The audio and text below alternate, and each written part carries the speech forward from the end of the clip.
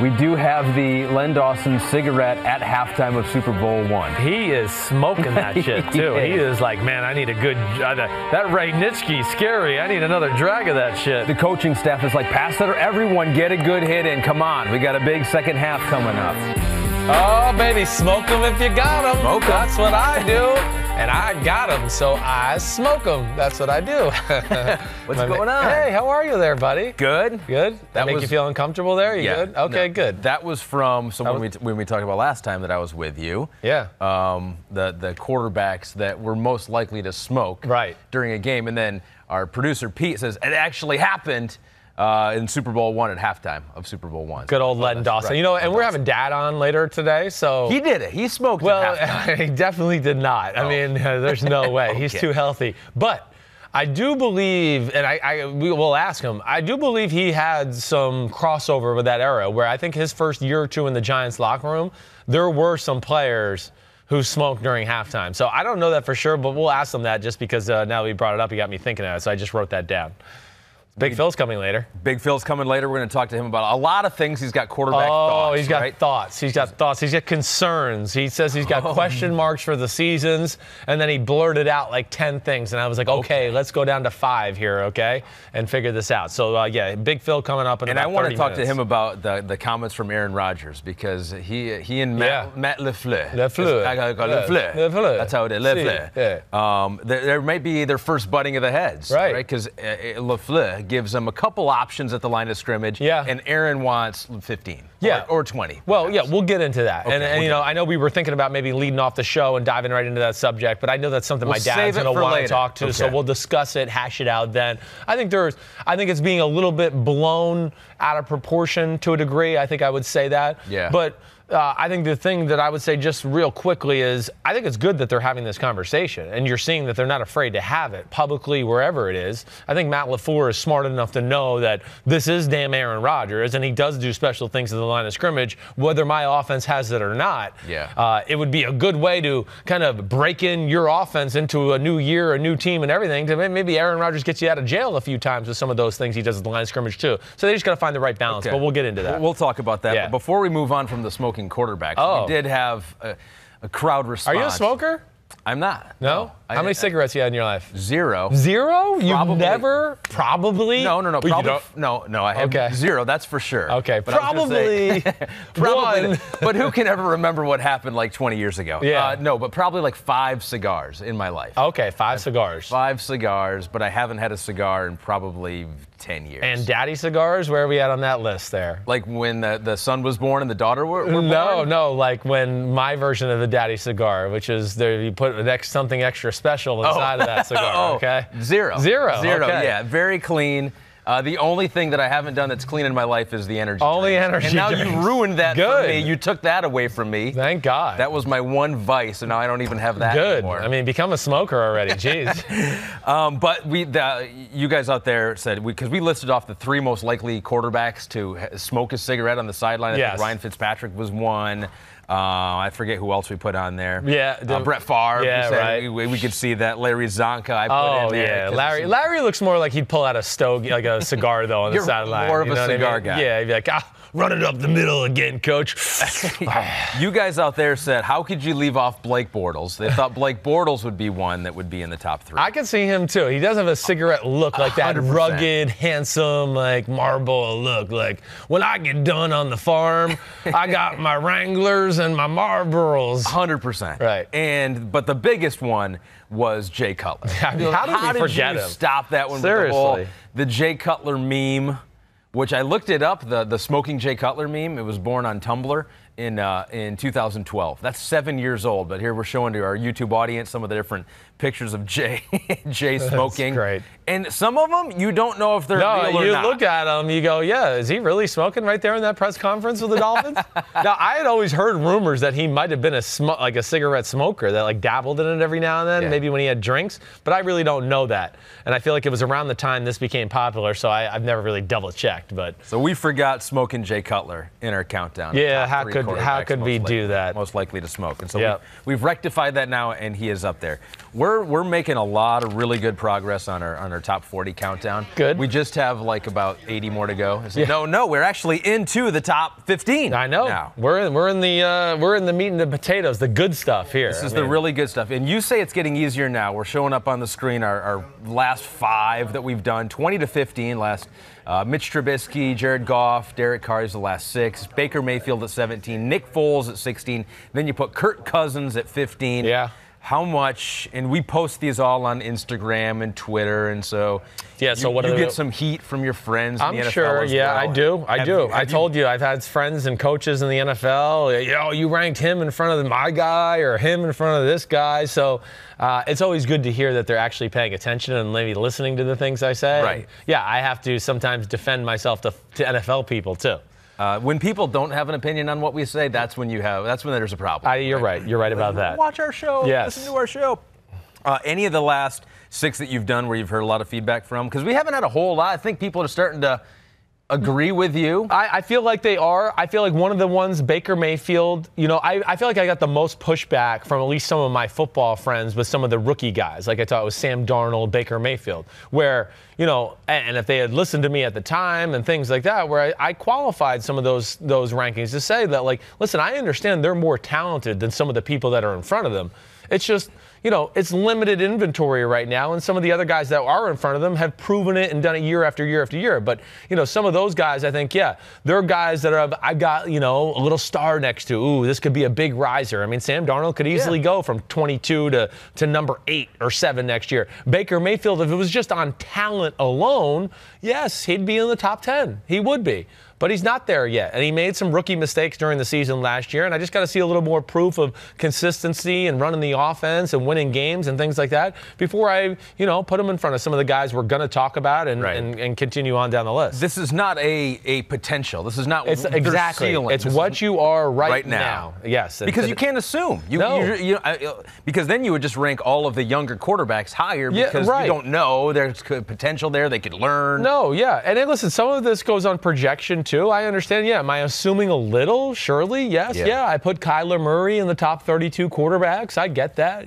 I also feel comfortable in assuming he'll be one of the 5 best scrambling quarterbacks in football. I don't really need to see it when he can run like that. And then you hear the things that people are talking about in Arizona and all that. So, but yes, we're talking about right now, and it's not a career achievement award or what I think your ceiling's going to be in 2 years. It's right now going into this season here in the middle of June is how I got them ranked. So I'd like to do 4 today if we could. Okay, sure. We might have to sandwich them in around your dad. Down the big. So you think the 4 that we have today, are you going to get pushback on these? I don't know. I think we're getting, I'm sure I'll get pushback. And I always have a few friends who are not in football who are always going to push back. Like, are you to take him over him? And then I have to, explain my case. How was Eli not in your top 5? I didn't get a lot of those comments, actually. Okay. Yes, thank you. So let's do it. Should we get right into it? I'm ready. Number 14 on the Chris Simms top 40 quarterback countdown is Matthew Stafford. My guy. Your guy. And really my guy, too. I'd like that to be known. Okay. I mean, listen, the list that I first originally ever started with the Blake Bortles number 70 list, that was during the 2017 season. That year when I made up that list, I made Matthew Stafford the number 5 quarterback in my rankings. I mean, he was a top 5 quarterback. I am a Matthew Stafford apologist for his career. I am, yes. I think he's way more talented than people give him credit for. I think he's had pretty much nothing but shit around him on the offensive side of the ball until maybe the last year or two. I know he had Calvin Johnson, but, man, never a run game, never really a good defense, never a good offensive line. And then last year, was the first year he had a head coach that was like, no, we're going to play, complementary football and play a team game, and we're going to play the game the way I see it. And we're not just going to go out there and, Matt Stafford carry us and throw the ball 40 times a game and win the game that way. And you know what happened? Matt Stafford got worse. And that's why he's at 14. Matt Stafford had the worst year of his career.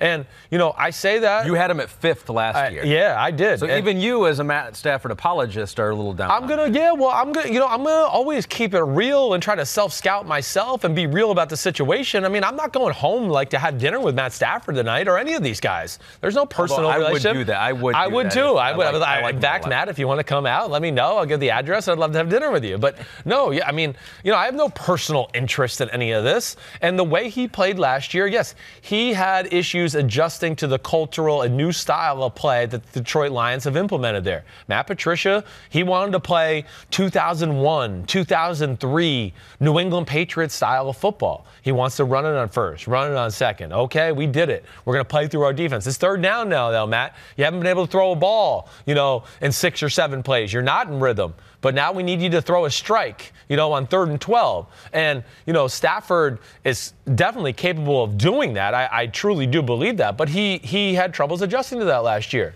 Go ahead. You want to say something? Yeah, I want to get into that because I want to know if they can make that leap. Because give a little more context to that. How bad they've been running the ball. They had 70 straight games where they didn't have a 100-yard rusher. 2013, right, was the last time, I think, before this year they had a 100-yard rusher? They haven't basically had a running game since 1998 when Barry Sanders was there. They've been in the bottom half of the league in rushing yards per game since 1998. Right. They have not been in the top half since then. Their defense is certainly not been nobody's going, oh my gosh, we got to play the Detroit Lion defense, at least now in time in my lifetime yet. So here's where it could be different. You got Kerryon Johnson now, who 10 games last year had 641 yards, and now you bring in Darrell Bevell, who has been known to accentuate the running game, probably why he was brought in. No question. The offensive coordinator, he has averaged 130 rushing yards per game. So for the first time since Barry Sanders retired, do you think that the Lions can have a rushing game that will help out Matt Stafford? I do. I do think they will. And I do expect Matt Stafford to be way better than the 14th quarterback. And I think I should qualify this. First of all, Matt Stafford's talent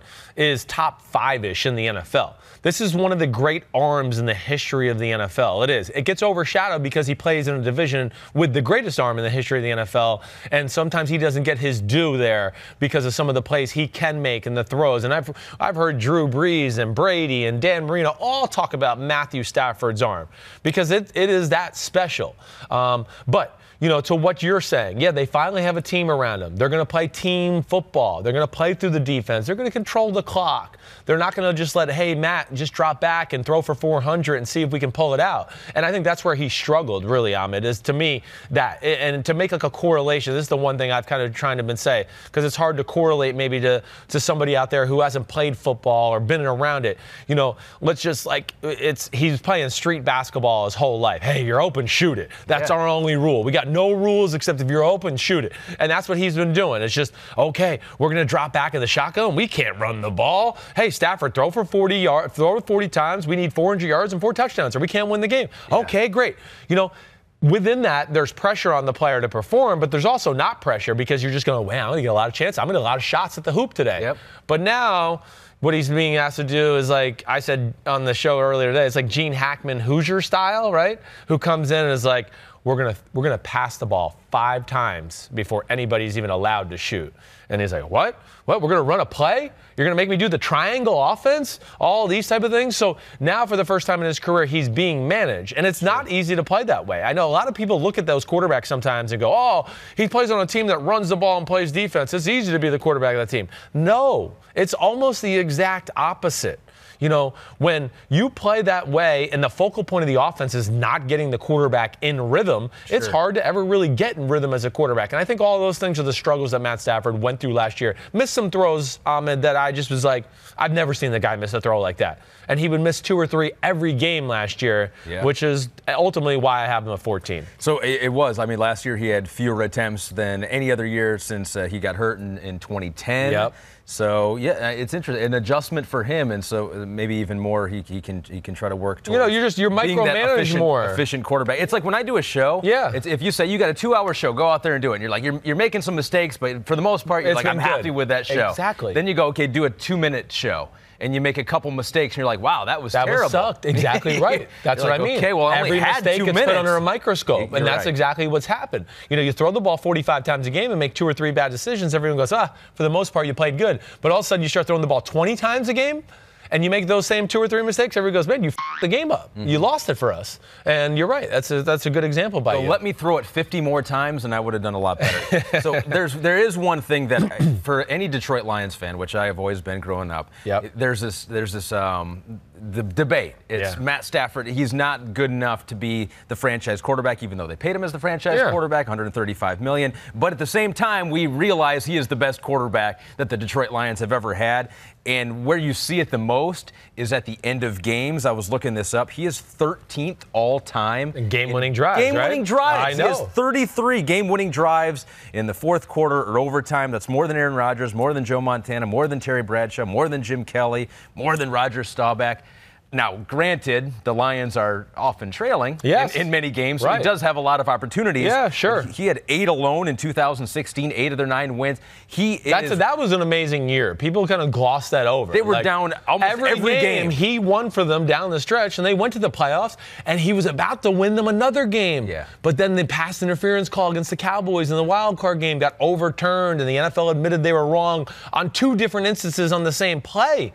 Let alone it was not pass interference. I think it was illegal contact, too. And then there we go. We're going to blame Matt Stafford. Oh, he can't win a playoff game. I don't think he gets enough credit for that part of his game. I agree. He brought the team back. Is clutch as hell and really been the only thing a team playing the Detroit Lions has had to worry about the last few years is going, we just got to contain Matt Stafford. Yep. I mean, he's been focal point number 1. There's been nothing else to worry about. Yeah, Calvin Johnson certainly was great and all that. I get that. And they had a special connection there for a few years. But that was it. There was nothing else. And I worry about it right now, this year, a little bit with Stafford, just looking forward into the crystal ball. Do I think the team will play better? Do I think they'll play better complementary game? And do I think they're going to make offense easier on Stafford and stuff? And I think he'll get more comfortable? Yes, I do. I think all the things are going to go in the right direction. But the one thing that concerns me is still I don't think they have very good weapons in the pass game. I think that's a legitimate question still at this point now. Jermaine Kearse, they added. They still have Kenny Galladay, Marvin Jones. They added Danny Amendola. You don't think Danny it's solid. It's a lot of solid. Yeah, I mean, Kenny Galladay, we've all been talking about him like he's going to be a superstar. But this is like 4th year in a row, 3rd year in a row we're talking about it. We've probably seen him at his what he is. Best. He's an awesome number 2. That's what he is.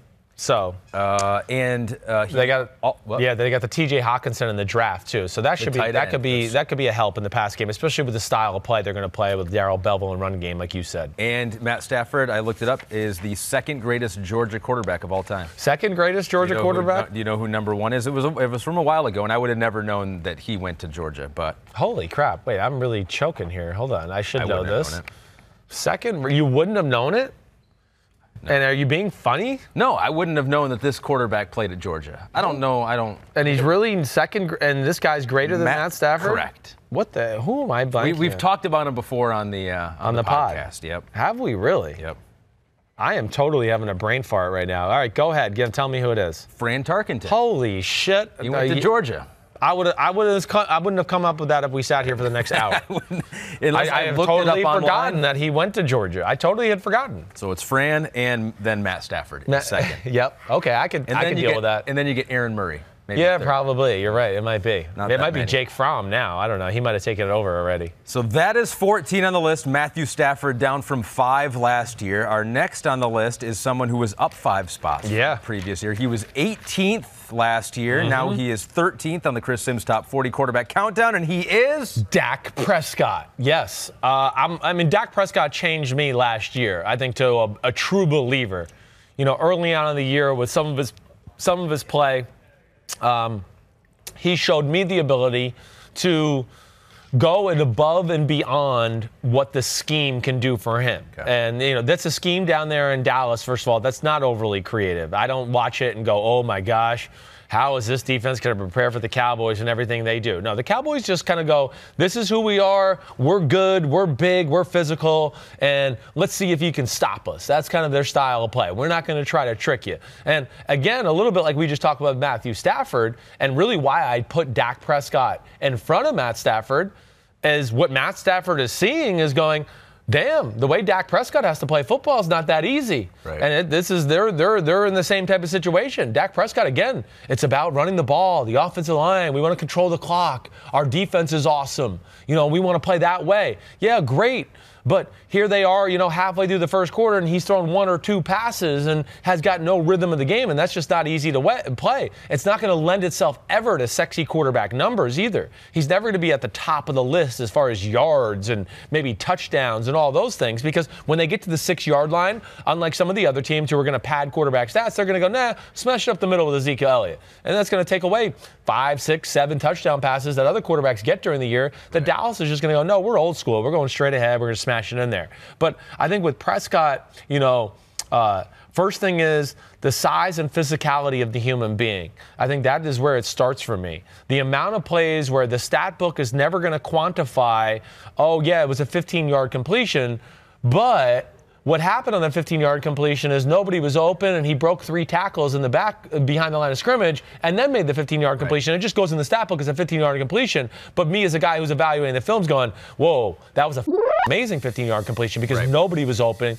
The play stunk. The defense was all over it. There's maybe 5 people who would have made that completion. And he made it happen. Right, exactly right. And those are the things that aren't going to show up to go for people to look at and go, oh, man, that Dak Prescott's awesome. Where I'm going to go, man. No, but he threw for 275 yards and really only like 280 yards were available. So he maxed out what he could possibly get. That's what I like about Dak Prescott. That offense does nothing, okay? They are schematically kindergarten-ish. That's what they are. There's no other way to say that. And you've seen Cole Beasley come out and say that the last week. Des Bryant's been saying it a little bit. And it's just not easy to play quarterback that way either. But, his toughness in the pocket, his athleticism, his ability to throw with people around him, his ability to run the ball, Ahmed, is also a game changer because it makes defenses have to play defenses they don't want to play when they get in run formations and things like that because they want to go, oh, we want to stop Ezekiel Elliott and do this defense, but we got to do this because Dak Prescott might keep the read option and run off the back end. Sure. Or they might have a quarterback design run, and we got to be careful of that. So he stresses a defense out that way, too, which also is not going to go on the stat sheet. And that's why sometimes people are going to look at Dak Prescott and go, oh, what's so great about him? Well, what's so great about him is he's an unbelievable leader. He's tough. He can will his team to win football games. The leadership thing is real. I mean, you could see it whether the way he handles himself or the way he got Amari Cooper to break out of his shell the last year from what he was with the Raiders. I think all of those things really shine brightly through to me about Dak Prescott. And I give him a lot of credit for being that leader and performing as well as he has because he was basically thrown right into the fire from his rookie season. He's entering his 4th full year. He started all 48 games in his NFL career so far. He's got double-digit wins 2 playoffs, twice. Yep, couple playoffs. Rookie of the year. So here's the question now. Yeah. You have him taken in the draft along with Wentz and Goff. Yep. You've seen Wentz get the extension. Jared Goff has not. There has been talk. Jerry Jones on the Rich Eisen show said that they're prepared to pay Dak. Dak is their guy. He's their guy. They want to lock him up. Yep. The question is, for how much? Yeah, the price. Maybe $34 million a year is what their agency is throwing out there. Right.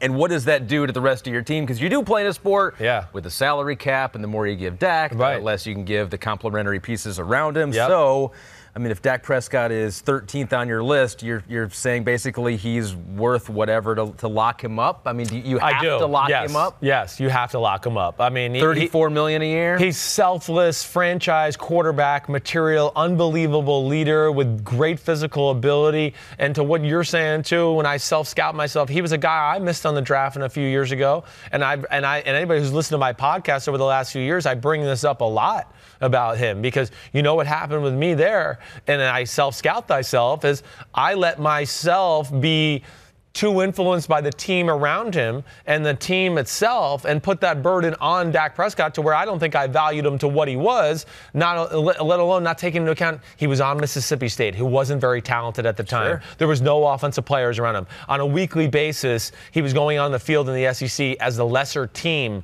on the field, and he didn't have any NFL receivers or talent around him on the offensive side of the ball, and he was having to do a lot of it himself to keep guys in the game. And at points, when you play that style, Just like in Aaron Rodgers, when you have to play that way and you play a really great team, it can look really bad sometimes because it's just one guy making it happen. And I think that's what happened at Mississippi State. It was just him. And I think, looking back at my evaluation of him, that's where I messed up. But he is franchise. That's a tough league to be the only guy. Exactly right. Hey, we're going to play Alabama. We got no run game. We're just going to make you sit in the shotgun and throw it 50 times. Oh, great. Nick Saban and Alabama, all the NFL defensive players you're going to face, and that coaching. Not only NFL, first-round NFL defensive players. Right. Yeah, exactly. Right. We're talking like top 10 defensive linemen and first-round corners and all that. So, yes, that can lend itself to some really ugly play and make people misevaluate. But to your point and what you're asking, sign him up now. Get it done. I'd be too scared. Dallas is talented. He's only going to get better.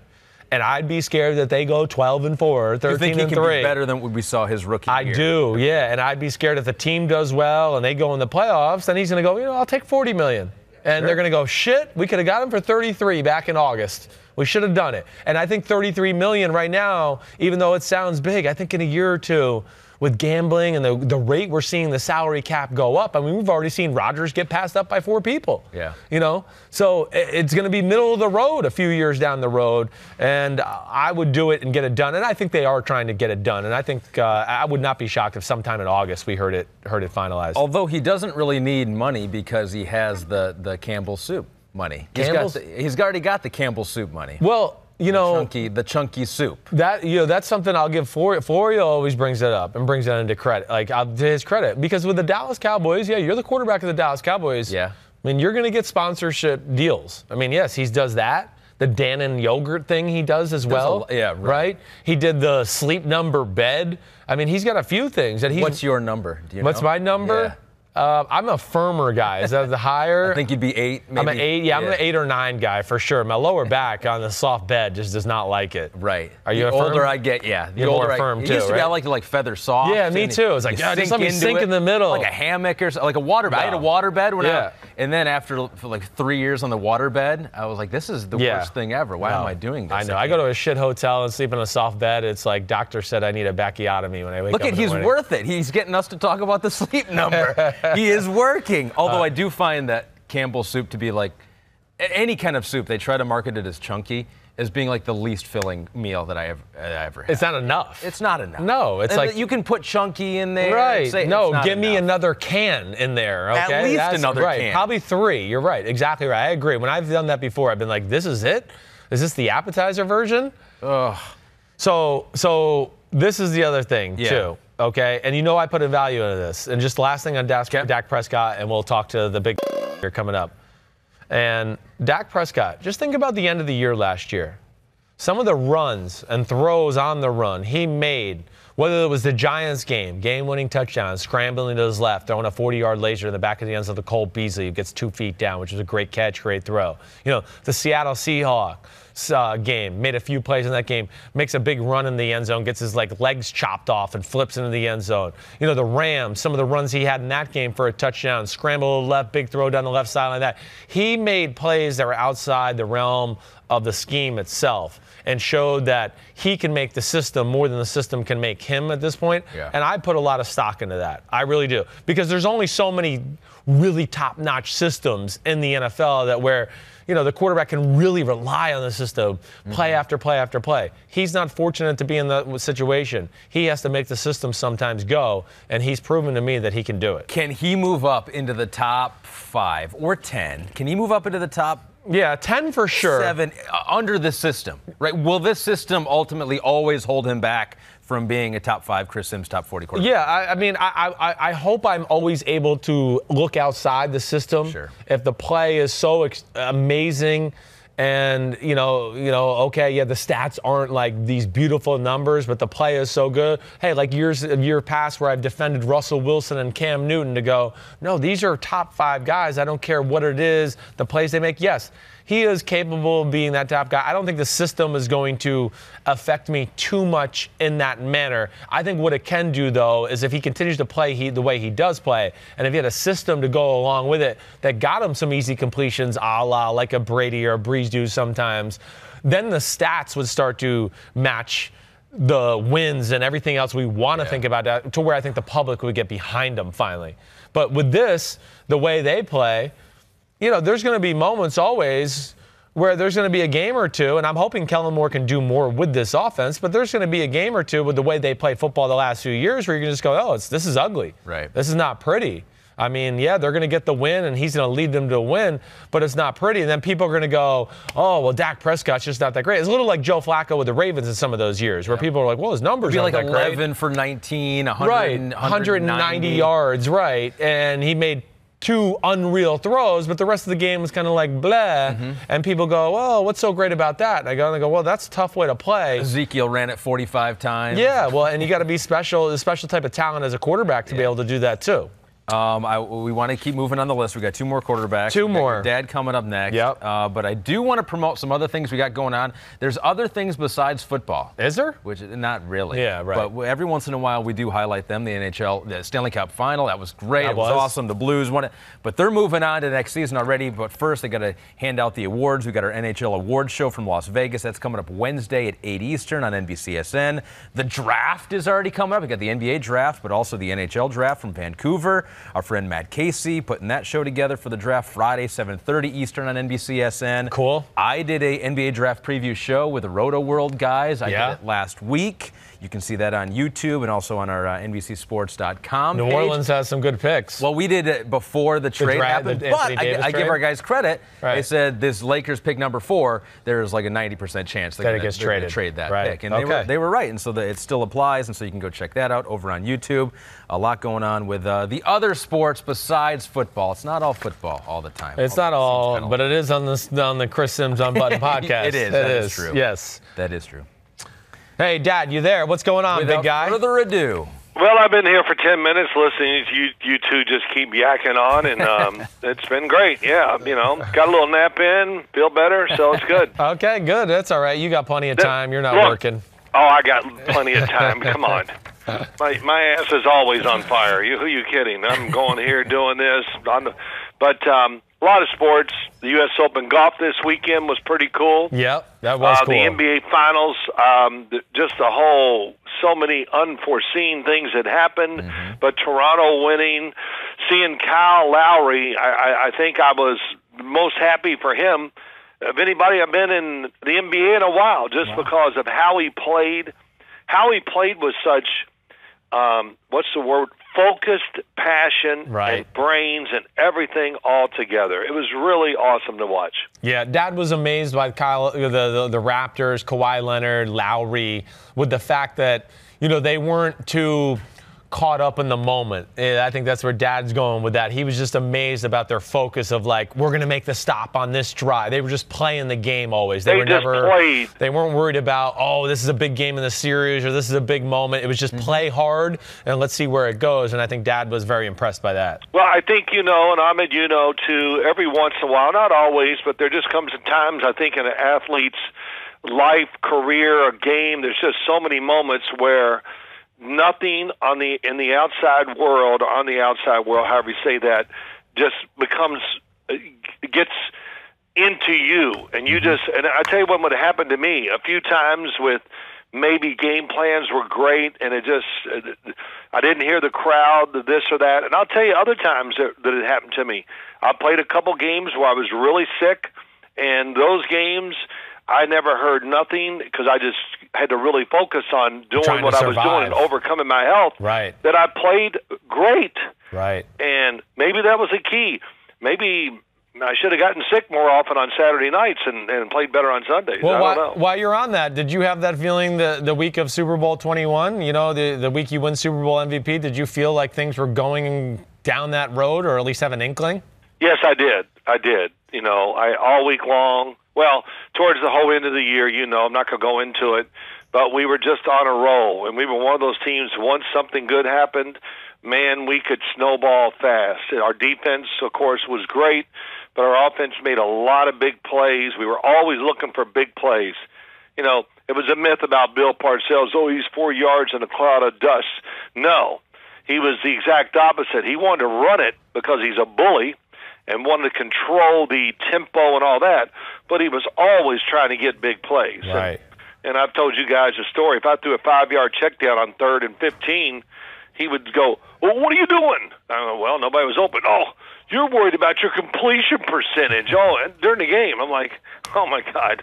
So, but yeah, so that week of the Super Bowl, we were rolling in so much, such positive. Everybody was positive, and our practices were truly off the charts.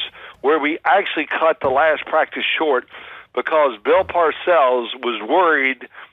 Hey, we got to say something for the game.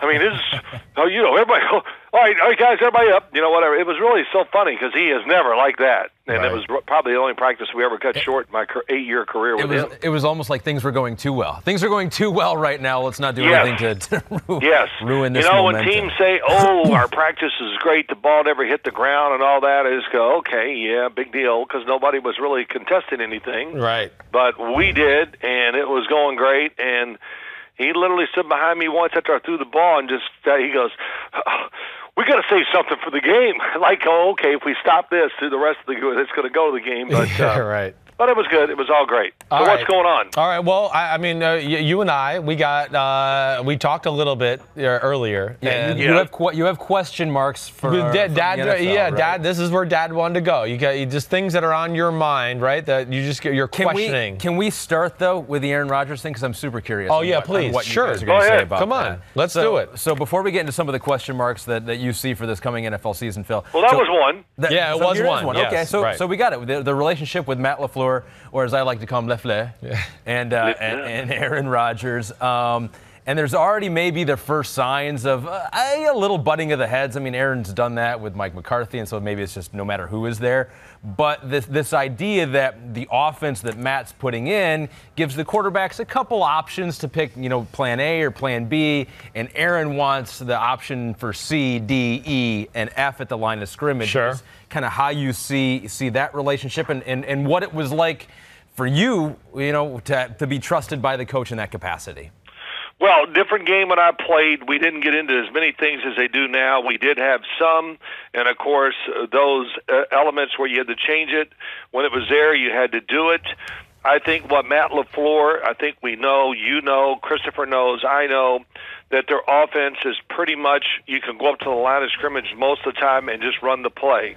And when they do change, okay, we changed because we got such a different look than we expected, you changed the play. So I think that's going to be different for Aaron Rodgers. I would like to see him trust Matt LaFleur. Is that how you say it? Say it again. Matt LaFleur. It's LaFleur. Oh, I like that. I like the other way. A little Pepe Le Pew. LaFleur. Remember Pepe Le Pew? Yes. The skunk, the sure. cartoon? Yeah. But, I'd like to see him trust the offense.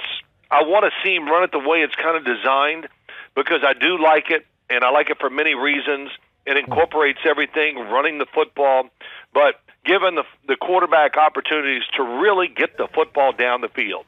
And that's what I look for more than anything, or looking forward to see if it does. Right. And, this squabble and, oh, my God, is it Russia against the United States here? The way I look on TV, he said this, and it's crazy. It's a big, big, fat nothing.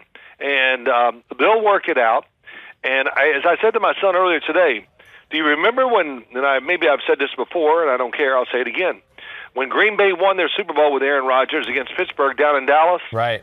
That game was won by nothing but downfield missile throws by Aaron Rodgers. Yeah, right. And I think I told this story, but I saw Mike McCarthy maybe the next year, I don't know when it was, we talked about the offense. He goes, yeah, I'm just going to design more plays just so he can throw these seams and these skinny posts and all this stuff and just get the ball down the field because he's great at it. And then I don't know what happened, and it didn't take long. All of a sudden it morphed into the offense we've seen for the last few years. Not enough downfield throws. And, probably some of it's Aaron Rodgers' fault. Sure. Just not willing to really take the ball and drive it into tight spots. He wants to see him open. Right. And where he can make the throw, make the guy move a little bit if he has to catch it. He's not one to take it and try to drive a seam pass between the corner and the safety, things like that now, which he was back then. He was, you're right. But this is going to be – it's going to be interesting. I think it's going to work. I really do. And I think Matt LaFleur, being young, his personality and all that, the relationship's going to be different than Aaron Rodgers has had in his whole career. And can't wait to watch it. Yeah, I'm with you, too. I'm excited to see the offense with Rodgers in it, too, because it has been, I guess to me, Dad, you bring up some good points. Where did it change for Aaron Rodgers that way? Was it the fact that they couldn't pass protect there a little in 2011 and 2012, and they had no run game? And I think that's where they started to get into the short passes a little bit, and they got obsessed with that. And then, and I think Rodgers, there was a few years of lack of talent at the receiver position where I think it kind of caught him into some bad habits, like Dad's saying, where he was like, man, that guy's covered. I'm just not going to jam it in there and let a defender get a hand in there and the ball pops in the air and gets an interception. And he said, you know what, I'm talented enough. I'll make a guy miss and wait till he gets a little bit more open, and then I'll throw a sidearm laser in there or whatever else. So I'm with you there. He does leave some plays within the normal flow of the offense on the field every week. But do you think ultimately, though, they'll get this audible thing set up the right way to where they're on the same page? Of course they will. Of course they're going to get straightened out. I mean, I don't even doubt that for a second. I mean, it's a pro coach and a quarterback that's, of course, has had great success, knows what to do and all that. Yes, they're going to get this worked out. And it did kind of change, and I did games. I can remember Mike McCarthy going to me, and Aaron Rodgers goes, look, we can't run it, so we're just going to do this. That's when they really, I think, started morphing into all those short passes, right. Get rid of the ball, pick up 4 yards. They were not afraid of being in 3rd and 2 or 3 because he can move and make short throws. So many things happen. Maybe it wasn't their offensive line because basically it seems like for the last 7, 8, 10 years, he's had a good, solid offensive line in front of him. Yeah, no, I was more the 11-12 season. He had at left tackle. Gosh, I'm blanking on the name. I can't remember who the hell it was. It was an issue, but either way, who cares? It doesn't matter. All right, so wait, on to the next subject. I know one of the things that was on your radar for question marks for the offseason or for the season coming up, McVay Goff. We didn't discuss this. I have no idea where you're going. I just know this is one subject you want to hit. What is it about McVay Goff that you got question marks for the season? Well, I want to see listen, I think the Super Bowl, the Dallas game in the playoffs, they were able to run the football so well. New Orleans is pretty simple on the defensive side. They don't do a lot. But I think what we found out when game plan defenses, let's see, the Detroit Lions, how about what Chicago did? They were all over it. The New England Patriots were all over the passing scheme and their whole offensive scheme, period. And so Sean McVay, and I think, has to be more creative, have more to the offense, and have more ways to go. Listen, I'm a firm believer in game plan offenses that you got to have such an array of plays that each defense you see, okay, we know they're going to do this and this to us, so we got to have all these other answers that we really haven't used much, and you bring them out for that week. And, running the football, of course, solves a lot of problems. The Rams defense did play much better down the stretch. They were absolutely terrific in the Super Bowl. But Sean McVay and how they change play designs, get more stuff. I had a college coach call me, and his job this offseason or during spring, before spring started, was to dissect the Rams offense. Yeah. Because they wanted to use it. Not exaggerating. I'll tell you off the air who it was. You already told me. You told me this. So go ahead, though. And he just said, wow, there's just not much to it. Right. And I said, yeah, not for college, because in college you need, every college team has 14 trick plays and this and that because you get the ball 42 times, 42 possessions a game. Right. You can do a lot of things. But so that when a college coach tells me that, and then I'll watch it, and then slowly we saw it deteriorate. All the speed sweeps, the screens to Gurley. If I had to see another crosser from the Rams, I go, is anybody watching what they do? So just more, for lack of a better phrase, more deception. Yeah. That's what the NFL is about. So I'm curious here, because is that just from seeing the offense more? Because I think the consensus throughout the league is that this is a pretty good offense, and Chris, yes, it is. you even mentioned that it is a good offense. Jared Goff is helped by this on this offense. Yeah, I don't think Dad's denying that it's not a good offense. He just, no, it's a good offense. Here's what you got to do. He's just saying the NFL is caught up to some of the tendencies within the offense now that give you some context clues of what they might do. You know, where McVay doesn't stress you by, let's say, oh my gosh, they're in a formation, we've never seen it, and they didn't run this scheme the last 5 weeks on this pass play. No, they're not about that. What they do is they combine a few schemes together and then stress you out within that. Like Dad brought up the speed sweep. Okay, here's the speed sweep. Okay, we have the fake speed sweep, outside zone to the left. Then we have the fake speed sweep, fake the zone, play action pass. Then we have the fake speed sweep, fake the zone, bootleg. Then we have the fake speed sweep, fake the zone, play action pass, screen to the running back, right? So then they build this inventory of plays to where you go, okay, it all looks the same, but we can't just say, oh, they're doing this, because they do like 12 things off this one little concept. So it's kind of simple, but he stresses your defense out with the rules of the things he can do within that little formula he has, if that made sense. It comes down to this. They just got to put another layer on the offense or two. Right. And that's what it is. That's what we see from so many teams. And, I always go to it. There's many teams. Pittsburgh has tons of things they can continuously go to. Why? Because they've had the same quarterback. Basically, he's doing the same system for many years, and they just keep adding layers to what they're doing. And the greatest example of all, of course, is the Patriots. 19 years, basically the same terminology, and they just keep adding on, and they can always recall plays, and they run plays. They'll run plays. Sometimes last year I go, well, hell, Charlie Weiss put that in there when he first went up there with Belichick. Right. I mean, they're going that far back, and that's what it takes. And a good example, the last drive of the championship, of the Super Bowl, when they ran the same play 3 times in a row. Right. Well, it is their number one play probably in their whole playbook right now. Yep. Everybody knows it, but they gave them a different look, and they confused the Rams a little bit, made them a little bit slower, hesitant, and that's all you need in the NFL to make it happen. Yep. So great example there. Yep, okay. So number 3, Dak Prescott. Question marks for the season. No, I have none. It's over. I give up. Dak Prescott is a franchise quarterback. Okay. Okay. So this wasn't a question. You just wanted to stamp that thought home, I guess, is what you're saying. Well, it's everybody. Oh, should they pay him? And this, pay. What are they saying, Rounders? Pay that man. Pay that man his money. He paid him, man. Yeah. He beat me fair and square. I don't know if that's a pretty good job, Malkovich. That was okay. I can do. That was good as you could do. He's done it. And I heard you this morning. You brought up many great points. Big, strong, tough. Leadership is overused too much in NFL locker rooms and in sports. He is a true leader of men.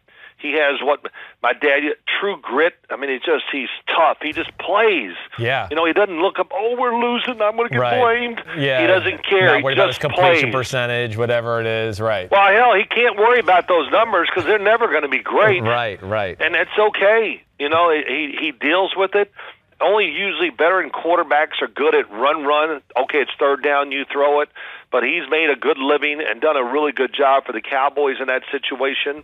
And the way he exudes, what he exudes as a person, absolutely has to rub off on the coaches, the organization, and his teammates. No doubt. And I remember meeting him, I guess it was his rookie year. Right. Seems like he's been in the league forever now, but his rookie year, of course, it's going well.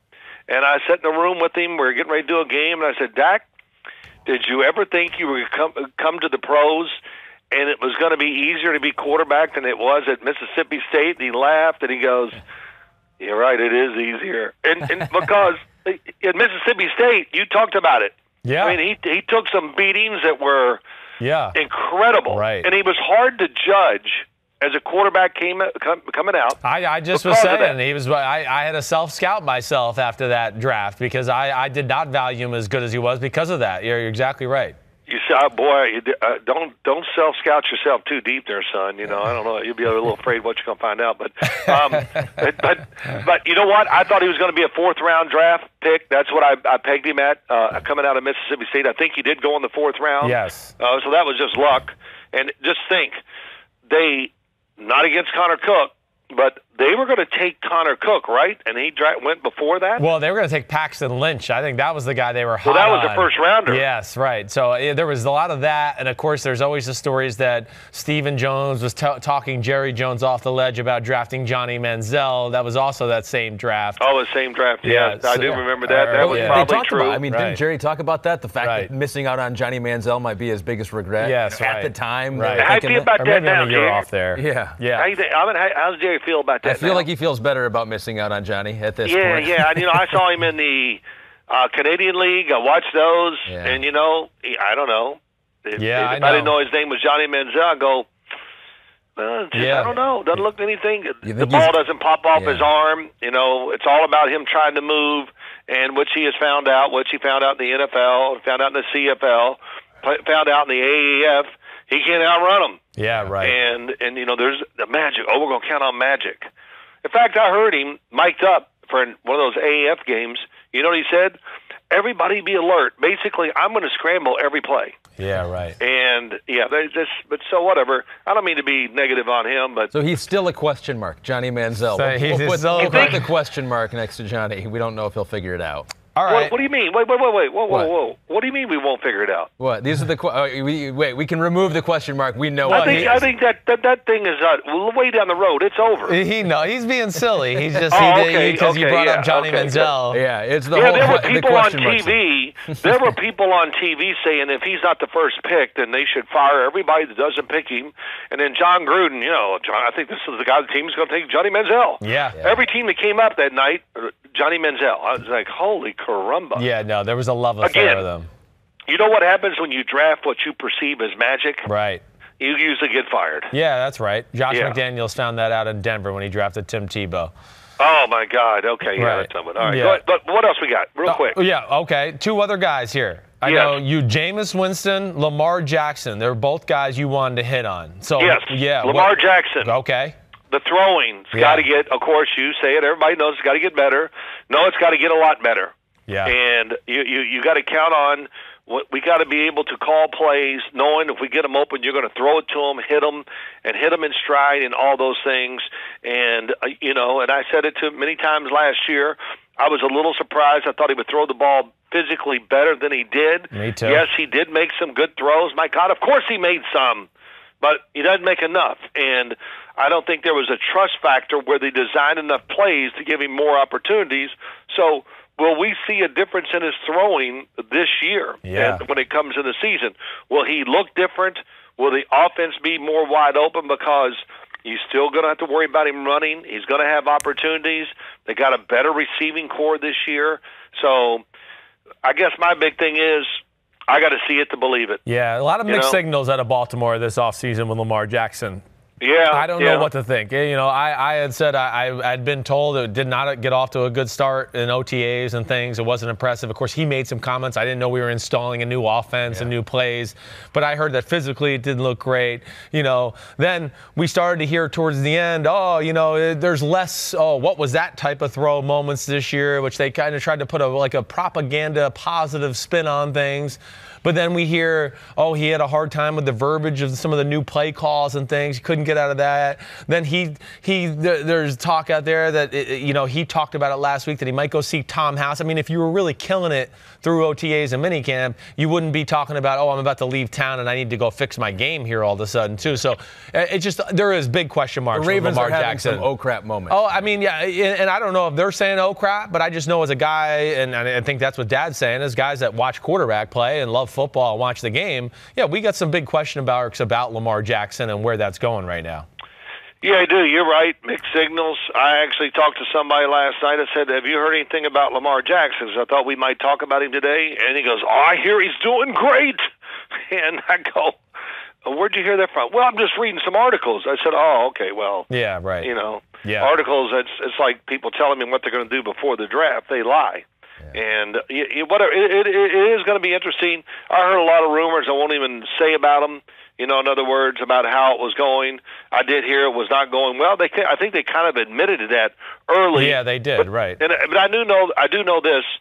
Greg Roman's offense, our son Matt and Christopher's brother was up in Buffalo for a preseason, and Greg Roman was there, and it was a very wordy offense. Yep. And Matt thought it was really extremely well thought out. Right. And all that. He really loved it, but you had to study, and it was just a lot. And for a young quarterback, that's a big just adjustment. going into the second year, that's a lot to do. So they say they've cut the verbiage down, which will be very good. And not to get into this, but the less words you say, the more the players learn. If you give them a few words and they visualize the play, that is scientifically proven to be the better way. Why do we have so many words, Ahmed, in all these offenses? Because they're trying to tell everybody what to do. Right. So if we pick you up this week, all you got to do is listen to you. You're going to play X out. Oh, I got to run it out. So that's why the wording has gotten so big, because players are changing teams so much. Yeah, no doubt about that. All right. What was the last one? one. Yeah, that's right. Jameis Winston. What do you want to say there? Well, I mean, how can they throw it down the field any more than they did before? All right, My so God. you're referring to the fact that there's been this talk, and there's that Jameis Winston could be a league leader. It was in Football Morning in America, as far as here on NBCSports.com and things like that. Peter King, who's on vacation, but there was an article written about how Pro Football Focus could see Jameis Winston leading the league in passing yards and things like that, and they're going to throw the ball down the field more with Bruce Arians. Stretch the field. And what you're saying, Dad, is they threw the ball down the field a whole lot already with Dirk Cutter. Listen, I don't even care what the numbers say. Yeah. I don't care. They threw more downfield passes than any team in the league, in my eyes, as I watched almost every game in the NFL. Well, to further your point, too, I believe yards traveled in the air. Jameis Winston was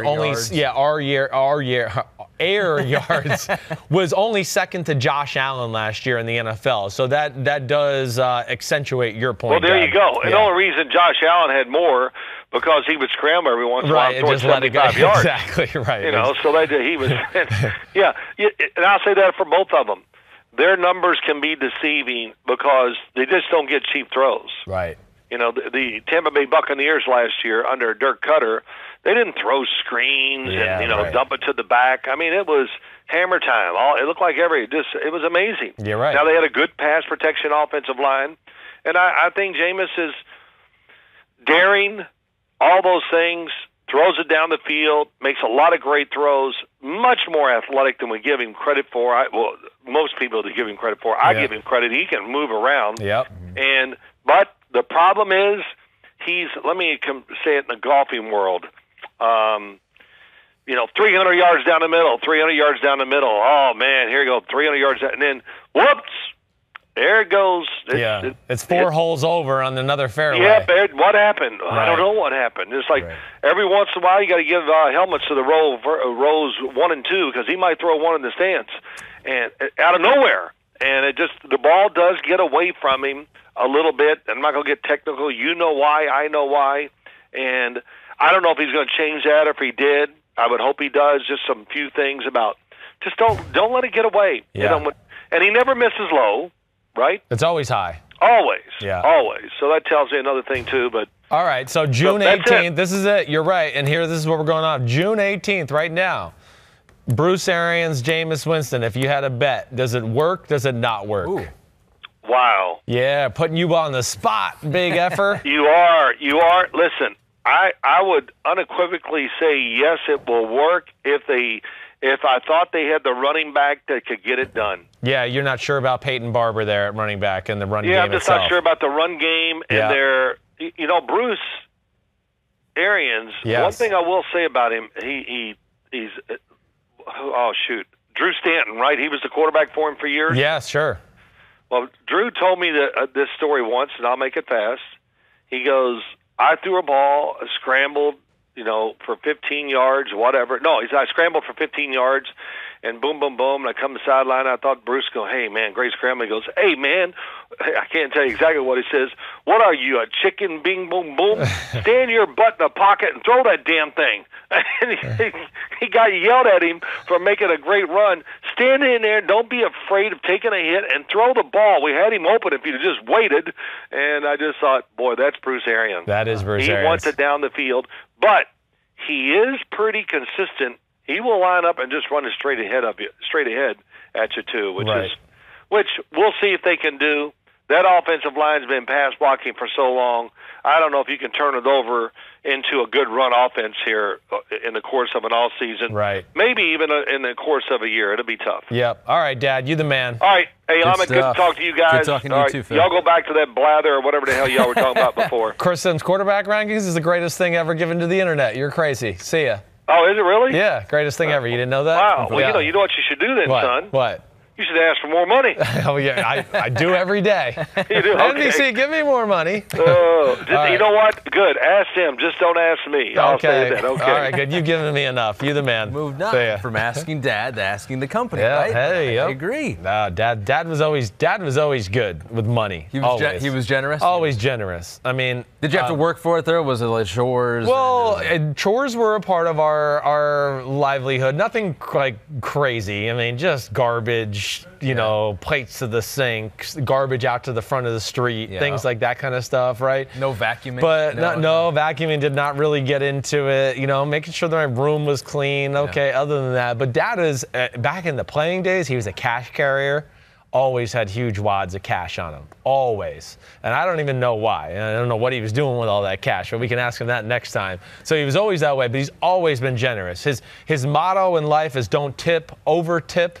He really has taught me that, he's always been that way. And man, when we're ever out with dinner or anything with friends, family, I mean, Dad's always the guy picking up the tab. He's just cool that way. But it sounds like that's ending now. He just told you not to ask. Well, right. He's done with that. Graduated to the point, Yeah, he's got money set aside with me somewhere in some trust, so I'll get it done. And at a certain point in life, for everyone, it switches, right? I mean, it's like then the kids help out the dad. I don't know if that's ever going to happen in this one. Not in the Simms family, no, probably I don't not. think so. I think Big Phil's okay in the cash department. There are a couple guys, because Caesar Sportsbook just came out with the MVP odds, right. Who's favored, who's a long shot. Ooh. You talked about this a little last time we were on, because you said Jimmy Garoppolo was one of your dark horse candidates. He would be one of my dark horses. Yeah. He's at 40-1. Okay. So that's still a pretty good value bet. A guy I thought I was saying Carson Wentz was a dark horse, and then I found out to realize he's the second in the. I couldn't believe 11-2. So we're showing the odds on to our YouTube audience right now. Yeah, he's the second choice right now, Carson Wentz. I just couldn't believe that. I really couldn't. I mean,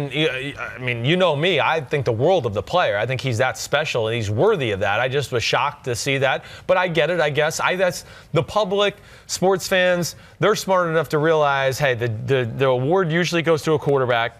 It usually goes to a quarterback who's on a winning team, right? Team. And he's set up in an area. Oh, his first year, Nick Foles is gone, and he took over. So the story is set up there for him to take advantage of it and do something special. Some of the long shots we're showing right now. Cam Newton's at 40-1. Okay. Dak Prescott is at 50-1. I feel like from hearing you and your dad talk about Dak. I look at that Cam Newton, Garoppolo, Prescott. Mm-hmm. Really, I would say everybody on the left column, if you're watching on YouTube, which is Roethlisberger, Newton, Garoppolo, Prescott, Cousins, Foles, other than Cousins there, okay?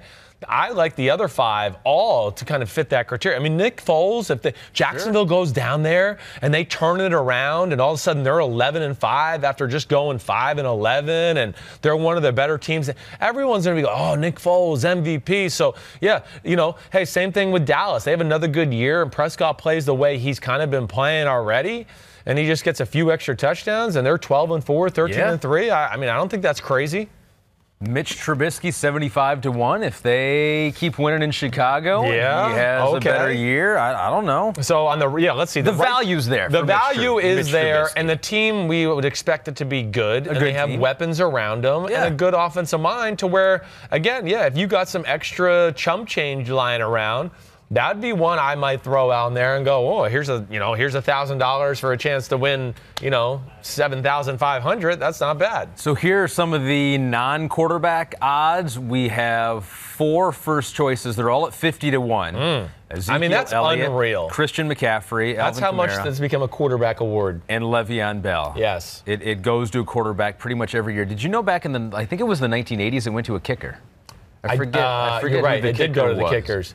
Mosley. Yeah, I know. Who the hell did he kick for? I can't even think of it. It was the Washington. Redskins. Holy cow! You were a one-bar guy. I don't think it's going to go to a kicker this year. Yeah, Lawrence Taylor won the NFL MVP as a defensive player in the 80s too. But, okay, Ezekiel Elliott. So who do you think is the most likely then here? So you got all the names on it. You got Saquon Barkley at 60 to 1, Odell Beckham 75 to 1, right. David Johnson 100 to 1, Antonio Brown now with Oakland 150 to 1, Michael Thomas at 150 to 1. Yeah. But you figure if he's going to win it, then Drew Brees is going to have a huge year, and so probably Drew will win it. That's the problem. You look at exactly right. The receivers, they end up getting overshadowed by their quarterbacks more times than not. I mean, okay, here's a few names. Saquon Barkley, if the Giants somehow could be in playoff contention, Saquon Barkley might be. I mean, he's in the category for the best non-quarterback offensive player in football, for my money. He is, to me, the best running back in the game right now. He really is. And I think he's got it. Like, I'm not going, ooh, it's close between him and Gurley. No, I think Saquon is the man. And I really think we will continue to see that. The Browns explode. And let's say Odell Beckham Jr. is leading the league in touchdowns and yards, right? I could see him being thrown into that discussion. Ezekiel Elliott, if he's up there in the lead, and okay, maybe Dak doesn't have a great year, it just doesn't look right, but Zeke's leading the league in rushing, and he's leading the league in touchdowns, and they're 12-4, 13-3. He's one of those guys that I think people look at him as a, he's a face of the franchise type player for the offense, even though he's not a quarterback. So I could see that being in the mix too. Let me just look at the rest of that list just to see if anybody else. Melvin Gordon's an interesting name. It is. One because that team's going to put up numbers. They should be good. I mean, I look at Antonio Brown to be another guy where I go, if the Raiders are in playoff contention, I feel like more people are going to give him the credit than Derek Carr and company. And I like the narrative there too of new team shows up big and a new team, because you're going to get talked about a lot more that way, as with Odell that you just mentioned. Exactly right. You're going to get all the credit. Oh, look, they were bad this year, and this year they're good. What's different? Oh, that guy's on the team. Oh, it must be that guy. Yep. And, of course, it's not just that guy. They maybe won the offseason with the draft and free agency. But you and I both know that that's just the nature of the beast in this kind of conversation. And, yeah, same thing with, like, Odell. If Antonio's, like, leading the league in touchdown and receiving yards and receptions, and the Raiders get in the playoffs, I think his name could get thrown into the mix. Those are at least some that jump out to me. I'll give you one more before we move on. Okie dokie. Josh Allen at 150 to 1. Oh, baby. 150 to 1. That's crazy. Is that just throwing away money, or is there some value in that? Well, yeah, it's throwing away money. It is throwing away money at this point. I mean, we got to see it a little. What do you mean? What if they? I totally believe in the potential. Games. I believe in the team. You're right. He would be another guy that if you want to go dark horses with, and you just go, Simms, give me a hidden gem that nobody else is betting. Okay, yeah, Josh Allen would be that down-the-line dark horse, because I do think the team's going to be good. I think he's second year in the system. They finally got an offensive line and some receivers with him. And he's special talent to where, he could be thrown into that combo. If everything lines up and you put $1,000 on him, you're a billionaire. Man, a billionaire. Not quite that. No. Let's move on. $1 billion. So we mentioned Melvin Gordon, and he as a potential MVP candidate, 100 to 1. But if he has a huge year and the San Diego Chargers have a huge year, it's probably going to be the next guy on your list who's going to take home the MVP honor. And he is 7 to 1, according to Caesars, to do that. Number 12 on your list is Phillip Rivers. Yeah, Phillip Rivers. I mean, where do you start the conversation with the guy? I mean, first of all, just a guy I'm rooting for, okay? Yeah. I mean, he's got into John Elwayville for me, where it's like, I want to see, like, this one's for John, this one's for Phillip. Sure. Because, I'm rooting for him. I mean, I think he's a great quarterback. He's done things the right way, competes, tough, fearless in the pocket. I mean, availability, right? I mean, he's never been hurt. Like, he's an Iron Man that way. So all those things are great. Athlete? No, not exactly. Pocket passer? Definitely. Guy who can manipulate the pocket, guy who can stand in the pocket and have just absolute chaos around him and not give a damn and still keep his eyes down the field. That's where I look at Phillip Rivers and just go, man, is he unbelievable that way. He really is. A little bit like, I don't know if you heard what I said with Nick Foles, but Phillip Rivers is one of those guys where I look at and go, there'd be a play or two, pressure around him, and he throws a lob down the middle, and Mike Williams goes up and catches it around 3 people, and I go, oh, that was lucky. I mean, I can't believe he got that. But then he does it like 7 more times during the game, and you start to go, well, shit, it ain't luck. He's that good at doing it, and he's got that great a feel, and that's what Phillip Rivers is. Aggressive mindset. He's more of a placer of the football. I'm going to place it in a spot where my guy can only get it and your guy can't. He's not going to wow you with like, holy cow, what a rifle. And look at that spiral just cutting through the wind, and that's 70 yards down the field. No, that's not what he is. And he's certainly not that at this point of his career. But he's still a guy that wants to attack down the field. His eyes are always down the field, so he's aggressive from that standpoint. And he's still got a great feel for hitting some of those down the field shots, the intermediate passes. He's never really looking to be Charlie check down. Yeah. And I look at all those things and just go, yeah, that's where Phillip Rivers is unbelievable to me. In the last 2 years, and especially last year, he went through phases of his career where he was so clutch, and the Chargers were always on these, like, we're losing, and Phillip Rivers brings them back. Then he went through a few years in like 14, 15, 16 where he got in those moments and I went, no, Phillip Rivers lost the game. I mean, he just made some dumb mistakes in the fourth quarter. I don't know. But he's gotten back to like the Phillip Rivers we saw at the beginning of his career where he's just making unbelievable plays throughout a game, and especially at the end of the game and its biggest moments like we saw with the Chiefs game last year and all of that on the Thursday Night Football game. Now, the negative is the arm, which was never special, is, to me, starting to lose some miles per hour.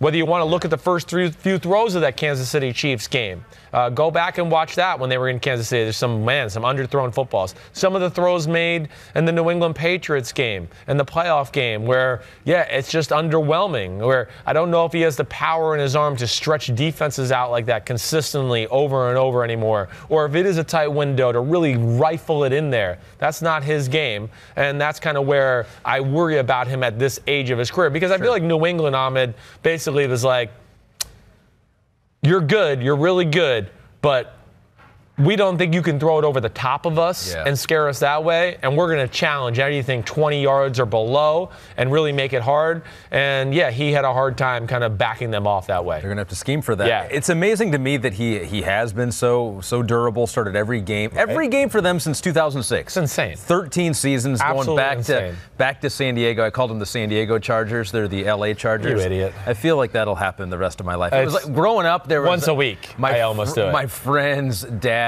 called the Raiders the Oakland Raiders, and that was when they played in LA. He goes, I go, how could you call them the Oakland Raiders? They've been in LA my whole life, and now they're back in Oakland. Now I'm going to call them the Oakland Raiders. Who knows what you're going to call them? Even when they're in Vegas, it's going to be a problem. Yeah, no, it's a problem. I feel like Phillip Rivers is the kind of guy who I watch on TV, and I don't like him. He seems kind of whiny at times. Yeah. He seems not like a great guy. And then you learn about him off the field, and you learn that he's totally different than that guy. He's well-liked. Yeah. It's almost like his public persona is not matching to what he's really like in real life, and I feel like that happens with maybe Aaron Rodgers in the other direction, where on the field I'm like, I love this guy, and maybe in real life he's not such a likable guy. Sure. Yeah. Maybe he's the opposite Aaron Rodgers, but Phillip Rivers seems like whoever's around him, his teammates who are around him, they respect him. You hear nothing but good things about Phillip Rivers. Definitely. And, I think to what you're saying, too, I mean, early on in his career and, through the meat and potatoes of it, I think there was a lot of people that felt that way because he's fiery and he just doesn't give a shit what the other team thought about him. Yeah. He's one of those guys that truly was like, I like him when he's on our team, but if he's on the other team, I absolutely hate him and I can't stand him. Remember? Yeah. I mean, he used to yell at the other team's sidelines. Remember him yelling at the Broncos and Jay Cutler and doing some of that stuff where you're like, man, that borderline's on unprofessional a little bit. Right. But he just doesn't care. I think he is that kind of a psycho competitor, and he's just tough and relentless that way. He's all about football. He is all about football. He's not afraid of getting into the face of a defender and you know, not backing down that way. And that's what I respect about his game. And yeah, the Chargers are set up to be good, certainly. I mean, offensive line, receivers, they got it. Running back, you mentioned Melvin Gordon. You know, the defense seems to certainly be talented. I mean, I would be shocked if the Chargers aren't in the mix of things come December and January. With all that he has done in his career, I mean, real quick, would you put him in the Hall of Fame? Is he a Hall of Fame worthy quarterback? Or does he need to have that really big year where they go deep again into the postseason, maybe a Super Bowl run? Does he need one more big year? I do think to solidify, like, this is a really good. All right, so here, this is where I would state, first of all, do I believe he's more Hall of Fame worthy than Eli Manning? I do. And I know that's crazy. It sounds crazy as I even say it. I go, yeah, okay, but I think he's played at a high level. But that's just because you really don't like Eli Manning. No, it's not true, you jerk, okay? No, but I think he has a season-by-season basis, his play has been on a higher level. But I do think, yes, with the people that vote and things in the Hall of Fame, those, you know, lack of marquee wins or marquee moments could come back to haunt him. He's going to be an NFL legend no matter what, and I think ultimately he will get in the Hall of Fame, even if he doesn't have this playoff run, just because the numbers and the toughness and the fact that he was so relevant and the Chargers were so relevant for so long because of him. I think ultimately he is going to get in. I'm not necessarily sure right here, sitting here right now today, that I'd say he's definitely worthy of that. He's definitely a fringe candidate. 6th all-time in touchdown passes, but probably is one of those guys where the committee will talk about, think about. And, well, you know, that's a question. I want to have that conversation with some old quarterbacks one day. I really do. And I've been meaning to ask people like Dan Marino when I see them and John Elway and even my dad. Like, about the numbers now? Yeah, like where would you, like, what is the number? Like, if Dan Marino watched football today, how many extra yards does he think Tom Brady or Peyton Manning have just because of the era, the screens, the picks, all these things that really weren't available to them? What's the number they would give to them because of just the era? I mean, to me, it's almost, I would say it's close to 20,000 yards. You know, if you played 15 years from 80 to 95 and you played 15 years right now in this era, I think you're getting a free 20,000. Same talent level, same talent level as compared to that era, because the rule, I don't know. I'm just saying that's just food for thought. I'm throwing out in the conversation. League average, maybe league average number. Yeah, maybe you can figure it out. Increased since then. Yeah. And can you name all 9 kids for Phillip Rivers? Absolutely not. Just throw random names out there. There's a good chance that he has a kid. What is it? 6 girls, 3 boys? So 7 girls, 2 boys, 2 boys. Right. They just had a girl born in March. Okay. So they have 9. So just start saying some names, see if you get. Charlotte. No, they don't have a Charlotte. Samantha. No Samantha. Are we going more Southern names here, maybe? A couple. Annabeth. Anna. Yeah, Anna. Okay. Is their new born in March. 3. You got Anna. 1 for 3. Okay. Megan. I don't know. No Megan. That's not Southern at all, but I just came to my head. Sharon. No Sharon. Damn, I'm blanking on my Southern names. Okay, you got 8 more. Give me a first letter. S. There is an S first letter. I said Samantha, Sharon, Savannah? Not Savannah, although that's a great guess. Oh, I know. It's such a Southern name there. They have a Sarah. They do have a Sarah. Damn it, I got an Aunt Sarah, and she's from the South. What an idiot I am. Here's G. There's a G name, very Southern. Georgia? Not Georgia. Jeannie? Not Jeannie, although that's a good guess. Yep, I have an aunt that's Jeannie, and she's from the South as well. Grace. Grace. I feel like Grace is a very Southern name. Yes. Haley, Caroline, Grace, Gunner. Caroline, I should have guessed. Sarah, Peter, Rebecca, Claire, and Anna. Just wow. In March. So Gunner and Peter are the boys. Gunner and Peter. All right. Peter's 7. Gunner Rivers, Gunner's Peter Rivers. 10. Yeah. All right. He's got a baseball team. He does. He's got a baseball team. Gosh, I can't even imagine having 9 kids. Please, no. 9. And he still makes the commute. They live in San Diego. Yes. And he commutes from that LA to San Diego. You've seen that. I've seen it. The thing SUV. he travels in, right. He's got it all tricked out in the back, right? Big screen TV. He can watch film. He says he watches more film now than he probably did when he was in San Diego because that's all he does on the ride home. And in that late traffic, of course. What else you got to do? That is He's true. like, I've been in the car for 2 hours, honey. And she's like, well, where are you at? He's like, I'm just outside the facility still. Yeah, I just moved a mile. The gate went down in the facility, and now I'm well on my way. So Phillip Rivers, he was at 13th last year on your list, 12th this year. So by 2032, he'll be number 1 if he sticks around that long. Incrementally creeping up. I think we got time for one more on your list. I'm glad because I wanted to talk about this guy. Good. Number 11, who was 3rd on your list last year. He dropped all the way to 11. He is Carson Wentz, Philadelphia Eagles. Right. I mean, apparently the second leading candidate for an MVP this year. Your dark horse. My dark horse at number 11. But, again, okay, just to clarify with when I had him number 3, I made that list up the year he was about to be the MVP of football. I probably made the list up, that original one, about 2 weeks before he tore his ACL. It was right around that time period. Okay. So he was absolutely, without a doubt, just kicking butt at that point. Now, there's the thing with Carson Wentz and why he's number 11. It's really availability is the number 1 reason he's number 11. The talent is top 5 talent. The talent to carry a team, make plays off schedule, scramble, run, throws on the run, stand in the pocket.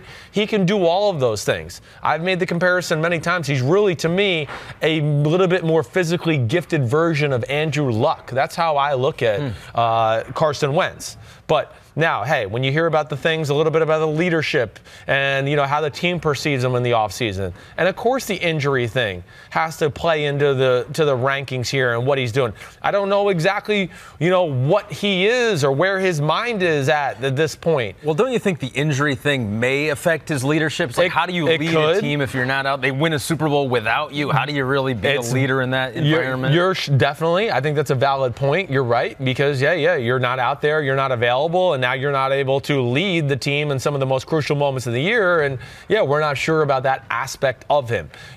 I don't have questions. The one thing I'll say about the play last year, and a lot of people look at it and just go, well, Nick Foles came in and they won games. And when Carson Wentz was in there, they weren't that great. Okay, I get that. But, people forget that, Nick Foles started the season out 1-1.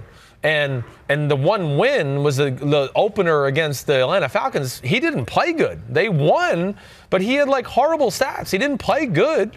Yeah. And then they went down to Tampa Bay and lost that game, handedly to the Tampa Bay Buccaneers. So this is a team that was kind of in Strugglesville, Super Bowl hangover early in the year. Then they got banged up. Carson Wentz came in. There was offensive line injuries. Guys on defense got hurt. Running backs banged up. No Darren Sproles. Had all these issues. They were kind of trying to figure themselves out. And really, by the time they started to figure out how they wanted to play, Carson Wentz got hurt. Nick Foles came in and took over. And we all just went, well, they made one change, and it seems like everything was different. And no, there was a lot of things that went on there. Now, I do think that the Eagles, get too enamored with Carson Wentz's ability at times. This is one of my things that I even yelled at on TV last year at the Eagles, and when Nick Foles took over, I just went, why weren't we doing some of these things when Carson Wentz is the quarterback? Why weren't we being more patient with the run game? Where were some of these play action passes? Right. And I felt like at times last year they let Carson Wentz have a little bit too much of the run of the roost. You call the play at the line of scrimmage, and, he'd get them in the right play, and it'd be, a 4-yard completion over the middle to Zach Ertz. Got a little Charlie check down-ish, and I think they also got away from what made them as a team really good offensively because they were enamored by his smarts and physical ability. They were just going to be, we're going to throw it and let him make plays. Right. And that's not what they're built to do. They protected Nick Foles, and you feel like maybe they should have protected Carson Wentz. Yes, exactly right. And it's not even about protecting. With Nick Foles, they played to their strengths as a team. Sure. With Carson Wentz, they just went, we'll just play to Carson Wentz and he'll make it happen. And that does happen in the NFL. Ahmed, it happened to me. I've seen it happen to other guys when I was on the roster where the starter's playing and you're running this offense, and now the starter gets hurt and the backup's in, and everybody feels the pressure of, we got to help the backup, right? And all of a sudden the coordinator designs 20 new plays, and you're sitting there as the guy that just got hurt as a starter going, where the were these plays that I was playing? Yeah. Well, if we did this, I probably wouldn't have been hurt, or I'd still be playing. He wouldn't have benched me. Yeah. And that does happen in the NFL. Hey, we got to help this guy out. And the starter who's got all the talent we just go, oh, we don't need to help him out. He'll figure it out. We just run those same plays we ran in July, and he'll make it happen. And it's just not that easy all the time. And other players probably feel empowered, too. It's like, hey, we're going to have to lean on you a little bit more. To your running back, to your offensive line. We got to lean on you a little bit more. Exactly right. Like, okay, we're going to design more for you just for you to do it. Right. A wide receiver, we're going to give you a few plays that are just easy completions. Yeah, great.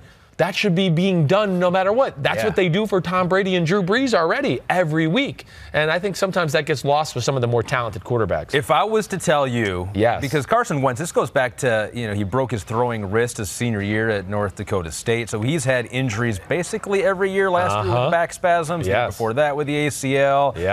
Hairline fracture in his ribs in 2016, his rookie year. So if I was to tell you Carson Wentz will not get hurt ever again, he's never going to get hurt again, where would he be on your list? If injury was not a concern for you, how high do you think you would be on your list right now? He's right there, fringe top 5-ish. If I got to see a year or two of just, okay, he played, he's healthy, because he's that kind of guy. Like I said, I view him as a more talented Andrew Luck.